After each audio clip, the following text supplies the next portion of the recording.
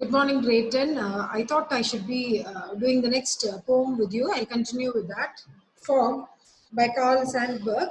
But before I could start off with that, I thought I should let you know, since Mr. Rajesh is doing a few tests with you, he asked me to give you some questions, and I've given him the questions based on the first lesson only. By now, I think you should have completed. By the time you start watching this video, I think you must have completed your test.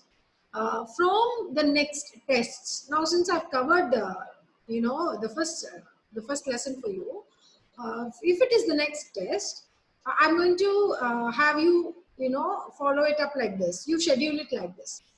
It will go like this: one poem and one lesson. Now, since the first lesson is over, we leave that lesson out. The next lesson and the next poem for the next test. Then when the next test comes, the next lesson, the next poem. Go on like that, okay? Because if I tell you learn for test, and if I don't give you the questions, I don't think it's going to work out. Whatever little you learn also, I expect you to learn it completely, thorough. Be thorough with what you're learning. So from the next test, you follow that pattern. Now I thought I'd finish off this. This is a very little, small, short poem written in free verse. You know what free verse means. That means the poem does not have a rhyme scheme.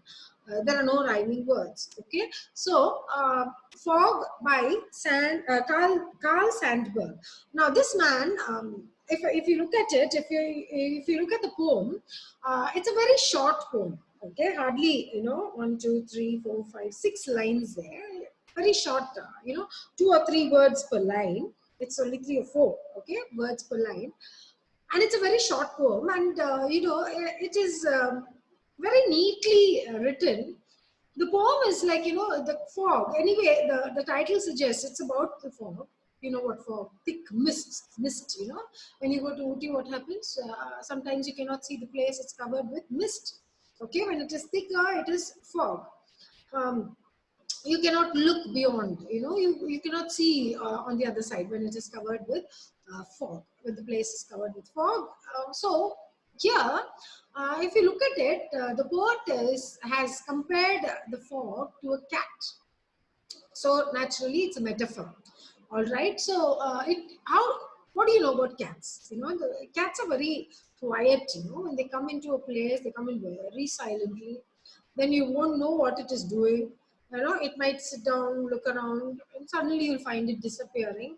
So as this is exactly, what the fog does. Suddenly you will see it, then it keeps moving. It doesn't stay in one place like cats do. So the way it sits, the way the cat sits, the fog also stays in a place for some time, and then it leaves. It doesn't. The cat, you don't see the cat always in the same place. It keeps moving. So the fog also moves. So this is the comparison that is done throughout the poem. So the fog is compared to a cat. Okay. So now I'm going to quickly finish off this poem. It's a very simple one. You can, when you read it, you yourself will understand it. It is that simple. The fog comes on little cat feet. It sits looking over harbor and city on silent haunches and then moves on. Now, if you look at it, the fog comes on little cat feet. I told you the fog is compared to a cat, and just like the cat moves, the fog keeps moving. It sits, the fog sits. Now, who sits? You and I also sit. So it can also be a personification. Here, it sits looking over harbor and city. The harbor where your ships come, they stay there in the harbor, like a parking lot for the ships. So it sits looking over harbor and city. So it's high over, above a place. So it has a thorough view of the whole place. So it sits and it looks where? Over harbor and city. The fog is, it has a complete view over the entire city. And how does it sit? It sits on silent haunches. When you sit bending your knees, okay? It's on silent haunches. You look at a cat, how it sits, okay? So it sits on silent haunches. It's very quiet. And then moves on.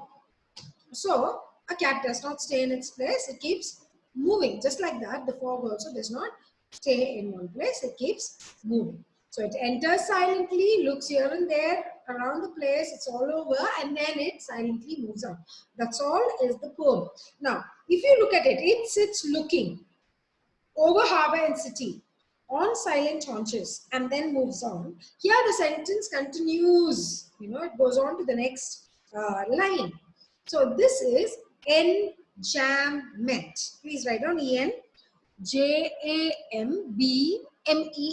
Enjambment. That's also a literary device. When a line goes on to the next, okay, when a sentence continues to the next line, that is enjambment. So you have metaphor, you have personification, and you also have an enjambment there.